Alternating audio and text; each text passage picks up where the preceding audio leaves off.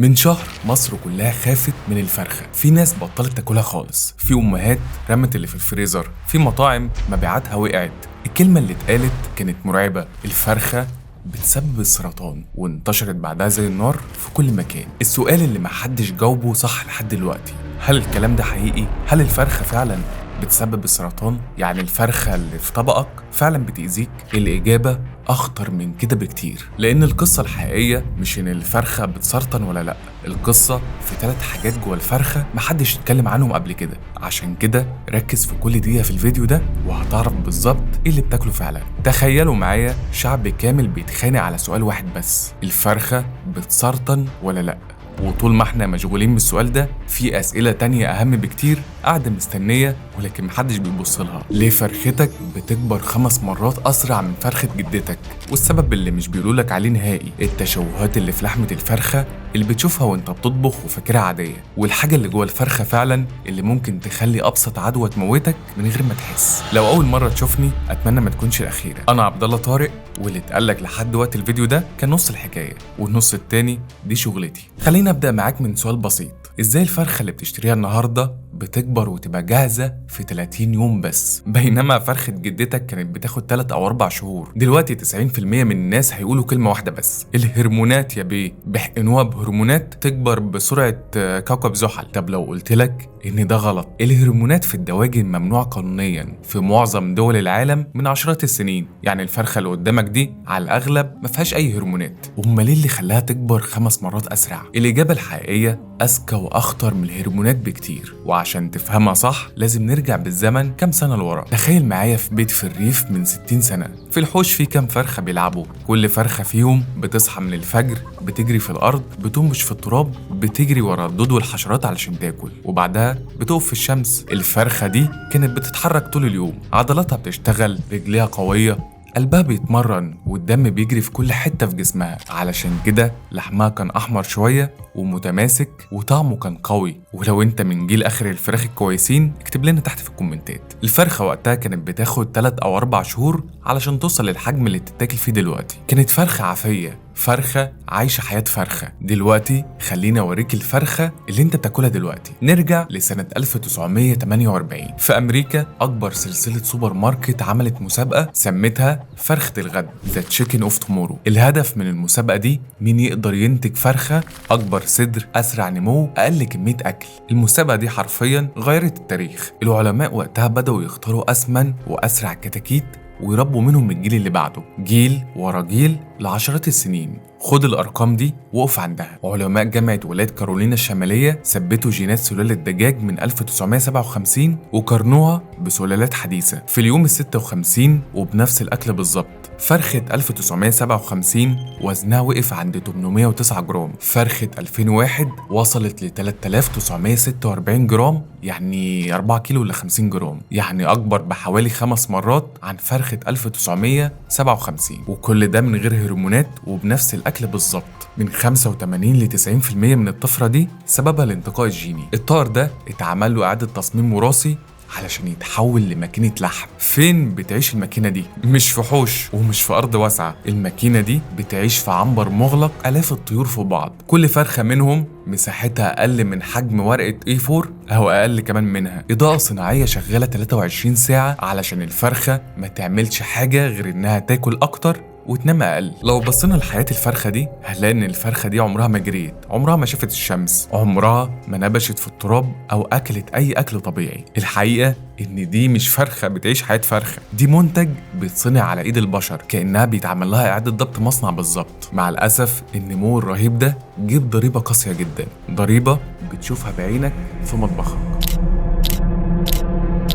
خليني أسألك سؤال عزيزي الإنسان: حصل واشتريت صدور فراخ وبعد ما طبختها لقيتها ناشفة وقاسية زي المطاط، أو لقيت فيها خطوط بيضة سميكة وموازية لبعضها، أو لقيت اللحمة بتتفكك في إيدك زي خيوط المكرونة كده؟ كل ده وانت فاكره سوء طبخ أو فرخة مش حلوة أو المدام مش عارفة تطبخ؟ غلط، ده مرض. لأن ببساطة الصدر لما بيكبر 5 مرات بسرعة جنونية، الأوعية الدموية في الصدر ما بتلحقش تلحق النمو ده، فالعضلة بتتخنق وبيقل عنها الأكسجين، وساعتها الألياف بتموت وبيترسب مكانها دهون وأنسجة ليفية، والنتيجة 3 تشوهات بتشوفها وانت بتطبخ الفراخ. الأول حاجة اسمها الصدر الخشبي. اللحمة بتبقى صلبة ومتيبسة زي لوح الخشب كده، بتطلع ناشفة وشبه الكاوتش، عشان كده في ناس بتفضل تاكل الورك عن الصدر. تاني حاجة بيسموها التخطيط الأبيض. الخطوط البيضاء الدهنية اللي بتشوفها على الصدر، ودي بقت في كل الفراخ التجارية تقريبا. تالت حاجة واللي العلماء بيسموها لحم الاسباجيتي، لما اللحمة بتتفكك خيوط زي المكرونة المسلوقة، ودي موجودة في حوالي تلت الفراخ تقريبا. الحاجة كويسة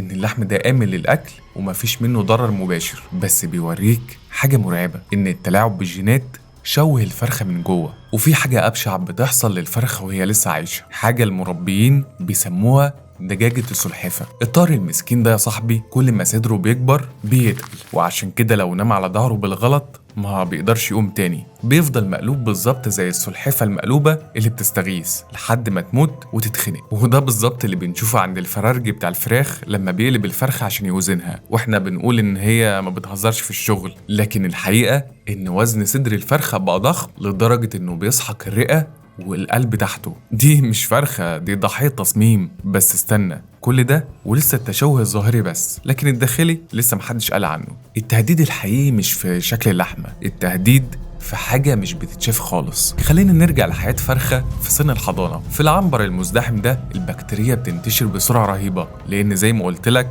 مساحتها أصغر من مساحة ورقة، فطبيعي فرخة واحدة بتمرض بتعدي آلاف الفراخ اللي حواليها في أقل من يوم واحد بس. فإيه الحل؟ المضادات الحيوية. وإيه المشكلة يا صاحبي؟ ما أنا باخد مضادات حيوية لما بتعب عادي. الحقيقة يا صديقي الإنسان في حياة الفرخة المضاد بيتحط لها قبل ما حتى تمرض، لأن لو 1% منهم تعب المزرعة كلها هتكون في خبر كان. فالمضادات بتتحط في الأكل والمية لكل الطيور طول الوقت حتى لو كانت سليمة. ولحد هنا لسه الخطر الحقيقي ما جاش. دلوقتي خد الرقم ده عندك، حوالي 75% من المضادات اللي الطيور بتاخدها بتطلع في فضلاتها للأرض للمية. الحقيقة الموضوع كبير جدا وعميق لدرجة ان انا لازم اعمله فيديو لوحده واسميه رحلة فضلات فرخ. لو عاوزين ممكن تكتبوا لي تحت في الكومنتات. الفضلات دي بتاخد هي كمان رحلتها لحد ما بتتاخد سماد للأرض وبتختلط بالمية. يعني احنا مش بنحقن الفرخة بس، احنا كمان بنحقن الكوكب بالكامل. لو لسه مش فاهم يا عزيزي الإنسان، تعال نجاوب على سؤال واحد بس. لو بترش مبيد حشري على صراصير كل يوم، ايه اللي بيحصل بعد كذا سنة؟ الصراصير الضعيفة بتموت، بس في شوية صراصير بتطلع بطبيعتها أقوى من الأول. دول ما بيموتوش، بيعيشوا وبيخلفوا صراصير تانية زيهم، وبعد كام جيل بيظهر عندك صراصير المبيد الحشري ما بيأثرش فيها.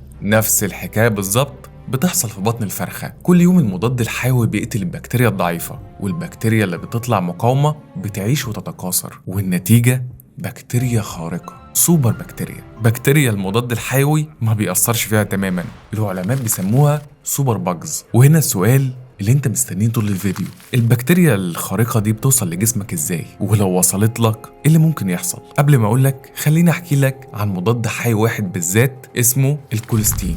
الكوليستين ده مش اي مضاد حيوي، ده السلاح الأخير لما المريض يكون في العناية المركزة، ولما كل المضادات بتفشل معاه الكوليستين بيبقى هو آخر أمل لإنقاذه. يعني ده أقوى مضاد حيوي للبشر. العلماء بيسموه درع العناية المركزة، لكن لسنين طويلة المزارع قررت تحط الكوليستين ده في علف الفراخ، وده علشان تعالج الإسهال وتمنع الأمراض وتموت البكتيريا النافعة ببطن الفرخة، فبالتالي الفرخة تتغذى أكتر وتكبر أسرع. يعني السلاح الأخير للبشر اتحط علف للطيور، والنتيجة كارثة يا عزيزي الإنسان. في أواخر 2015 العلماء اكتشفوا حاجة رعبتهم، بكتيريا طورت جين خارق اسمه MCR1. الجين ده بيخلي البكتيريا تقاوم الكوليستين نفسه. بس مش دي المشكلة ازاي بيتنقل؟ المفروض ان الجينات العادية بتتنقل من الام للبنات بس، لكن جين MCR1 بيتنقل عن طريق حاجة اسمها بلازميد. ده بيخلي البكتيريا تسلم الجين لبكتيريا تانية حتى لو النوع مختلف تماما، كأنها بتديها فلاش ميموري عليه شفرة الحماية. بكتيريا بتعلم بكتيريا. في دراسات اتعملت على مزارع فراخ في مصر لقت ان مقاومة الكوليسترول في بعض المزارع وصلت لأرقام مرعبة، في عينات تعدت حوالي 80%. والكارثة الأكبر نفس الجين ده العلماء مش بس لقوه في الفراخ، لقوه في بكتيريا طالعة من مريض في المستشفيات في غرفة العناية المركزة في أخطر أقسام المستشفى. يعني الجين اللي اتولد في المزرعة نط لحد ما وصل لجسم بشري. بس دلوقتي المفاجأة اللي محدش قالك عليها، طب البكتيريا المقاومة دي بتيجي في الفرخة منين؟ يعني أي حد هيقولك إجابة واحدة إن هي من مزرعة. المربي بيحقن الفراخ مضادات كتير وبإهمال، فالبكتيريا بتطور مقاومة جوه المزرعة. الكلام ده صح بس نص الحقيقة. التحاليل الجينية أثبتت حاجة أخطر بكتير. الكتكوت عمره يوم واحد بس، وأول ما بيوصل المزرعة بيكون أصلا شال البكتيريا المقاومة دي قبل ما يدخل المزرعة، قبل ما ياكل، قبل ما يشرب، يعني قبل أي جرعة علاج ياخدها. يعني المقاومة ما كانتش بدأت في المزرعة أصلا، بدأت قبل ما الكتكوت يتولد. إزاي؟ عشان ورثها من أمه. البكتيريا المقاومة دي بتتنقل جوه البيضة نفسها أو من تلوث قشرة البيضة في المفرخة، المكان اللي بيفقسوا فيه البيض. يعني الكتكوت بيبدأ حياته وأمعائه مبرمجة لمقاومة أهم أدوية البشر، وده نفسه السبب اللي خلى وزارة الصحة والزراعة في مصر ياخدوا قرار بحظر الكولوستين بيطريا تماما علشان يحموا آخر سلاح بشري متبقي.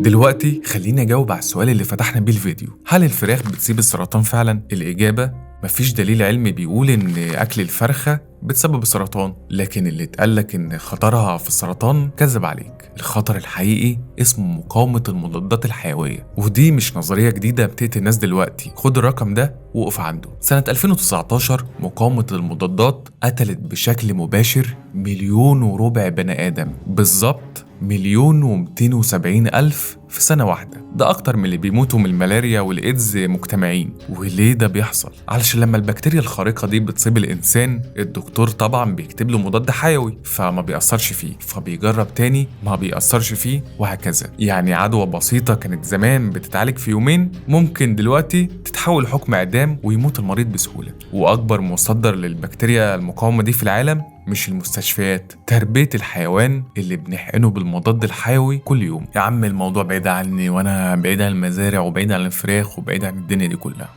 ماشي، دلوقتي تعالى نروح لمكان قريب جدا منك، يمكن جنب أوضة نومك، مطبخك انت يا عزيزي الإنسان. لما بتجيب الفرخة وبتقرر تنضفها علشان تموت البكتيريا اللي فيها، بتغسلها تحت الحنفية، خل وملح ودقيق وليمون، ولو عندك كلور هتحط. بس لو قلتلك ان الحركة دي مش بتنضف أي حاجة في الفرخة، دي بتلوث مطبخك بالكامل، وفي فيزياء هتدهشك في الموضوع ده. لما المية بتنزل من الحنفية مش بتنزل خيط واحد متصل، بفعل التوتر السطحي فالمية بتتفكك لقطرات صغيرة. العلماء بيسموا الظاهرة دي عدم استقرار أو رايلي بلوتو. القطرات دي بتقع على لحم الفرخة، ولأن لحم الفرخة مادة رخوة ومرنة، فكل قطرة بتعمل حفرة مجهرية صغيرة في اللحم، والحفرة دي بتشتغل زي عدسة مقعرة بتاخد رذاذ المية المحمل بالبكتيريا وبتحدفه بعيد قد ايه؟ يعني 3 أقدام، يعني حوالي متر في كل اتجاه. يعني كل مرة بتغسل فيها الفرخة بترش بكتيريا على الأطباق النظيفة، على فوط المطبخ، على السكاكين، وعلى السلطة اللي انت هتاكلها نية. انت حرفيا بترش مطبخك ببكتيريا ممكن تكون مقاومة. والحل بسيط، ما تغسلهاش خالص، الطبخ هيقتل البكتيريا اللي عليها. يعني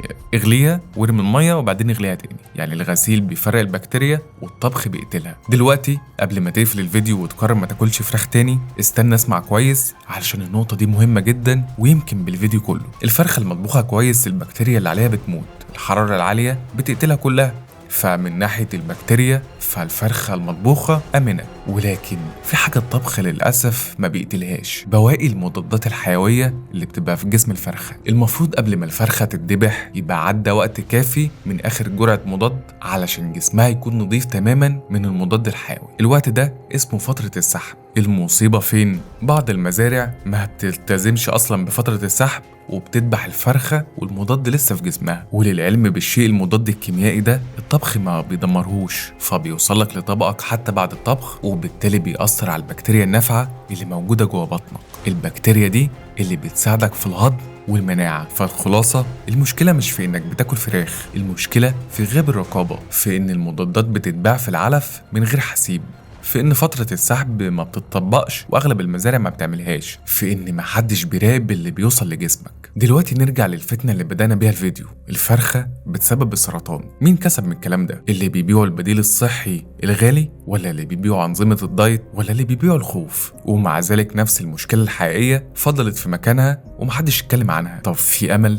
أيوة فيه. الخبر الكويس إن العلماء بيشتغلوا على بديل للمضادات الحيوية دي اسمه العلاج بالفجات. الفجات مش المفاجآت. الفجات دي عبارة عن فيروسات، بس مش أي فيروسات بتهاجم نوع واحد بس من البكتيريا وبتسيب باقي الجسم في أمان، فبتقتل البكتيريا الضارة من غير ما تأذي الطائر ولا تأذي البكتيريا النافعة. حل ذكي طبيعي ومن غير مقاومة. مش مثالي تماما ولسه بيتطور وفي تحديات، بس بيثبت حاجة مهمة، إن الحل موجود. المشكلة مش إننا ما عندناش حل، المشكلة إننا بنخاف من الحاجة الغلط. في الآخر يا صديقي، الفتنة مش لما حد يقولك معلومة غلط، الفتنة الحقيقية لما حد يشغلك بالخوف الغلط علشان ما تبصش الخطر الصح. الفرخة بتسرطن خلت مليون واحد يتخانق على السوشيال ميديا، ومقاومة المضادات الحيوية اللي بتقتل 1.4 مليون كل سنة محدش عمل عنها بوست. للأسف اتعلمنا نخاف من الحاجات الغلط، ودي مصيبة، واللي بيخلي المصيبة أسوأ هو جهلك بالمصيبة. المرة الجاية لما حد يخوفك من حاجة اسأل سؤال واحد: طب مين كسب لما خفت؟ في النهاية الفرخة بريئة حتى تثبت إدانتها، المتهم الحقيقي هو الإنسان. وقبل ما أقفل وإنت خايف من الفرخة كده، كل الحكاية بطل تغسلها في الحوض وخليها مطبوخة كويس أو اشتريها من مكان مضمون، وتأكد إن الفرخة عاشت حياة فرخة. وقبل ما أمشي، بما إننا بقينا أصحاب، افتكر إن مفيش حاجة أخطر على الإنسان غير الإنسان. عزيزي الإنسان، اعمل لايك واعمل لي سبسكرايب أو اشترك في القناة، يعني حاول تدعمني، بنتعب في المحتوى. وفي النهاية عايز أقول لكم إن اللي سجل الفيديو ده هو أنا طبعا، يعني قدامكم، واللي كتب السكريبت ده هو أنا، والأبحاث والبحث وكل حاجة، والمصادر تحت عندكم، واللي عمل المونتاج العظيم القوي ده هو محمد الزغبي، يعني غني عن التعريف. نسيت أقول حاجة، بقالنا سنين بناكل الفراخ وعمرنا ما سألنا هي كانت بتاكل ايه قبل ما احنا ناكلها، فالسؤال ده كان تايه عن بالي. سلام. حبيت اعرفكم، انا الفرخه الوحيده اللي في حياتي هي دي. سلامي على الجمهور. سلام.